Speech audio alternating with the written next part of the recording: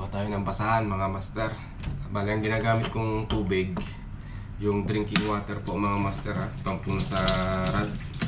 Hindi po ako kumukuha ng tubig dito galing sa gripo.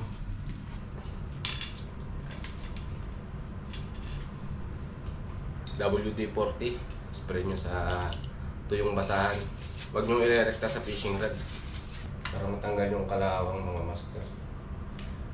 Kalawang dagat.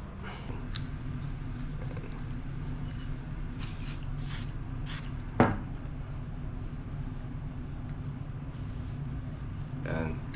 Bali drinking water din po yan. Bali bababad nyo po yung line nyo, yung braided line nyo para matanggal yung tubig alat mga master. Sama nyo na rin po itong lock. Yan. Tapos to isprayan natin ng W40. Kalasin po natin itong handle mga master. Sprayan ko lang po ito ng W40 rekta.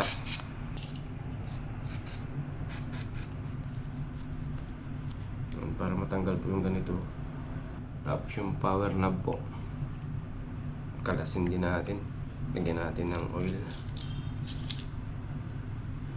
Master, punasan nyo po ito at pinapasok po yun ang tubig alat.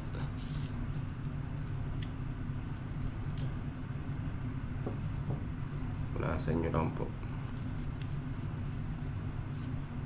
Tapos lagyan po natin ng fishing reel oil. Lagyan natin dito. Ayan.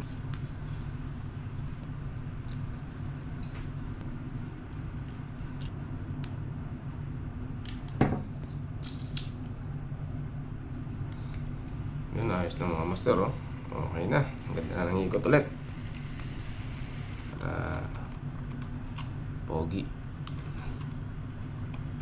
Lagyan rin natin to.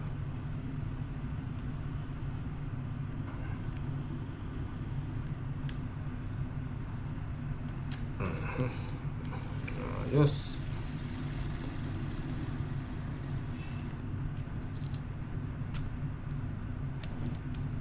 Lagyan nyo lang oil.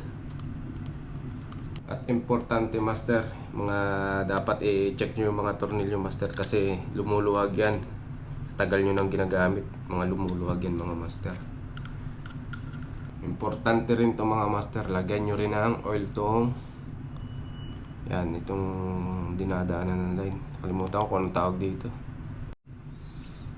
Kunin na natin itong binabad kong ano, sa tubig. Itong line.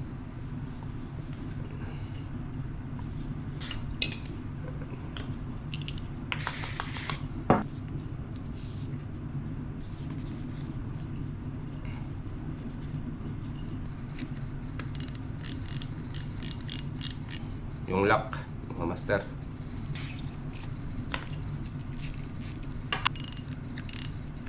Nice na.